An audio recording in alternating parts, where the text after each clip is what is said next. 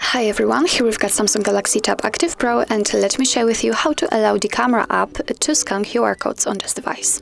So firstly, we have to enter the camera app, so let's tap on it, and here we have to enter the settings, which are right here. So let's tap on this icon, and actually on the second position in Intelligent Features section, we've got Scan QR Codes option, which is right now turned off, and if you'd like to turn it on, just tap on the switcher right here. And since this switcher looks like it, then it means that this option is activated.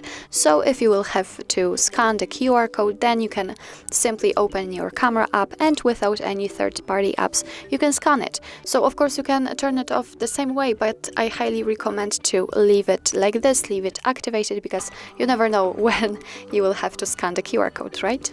So actually that's all. This is how to allow your camera to scan QR codes in your Samsung Galaxy Tab Active Pro. Thank you so much for watching. I hope that this video was helpful, and if it was, please hit the subscribe button and leave the thumbs up.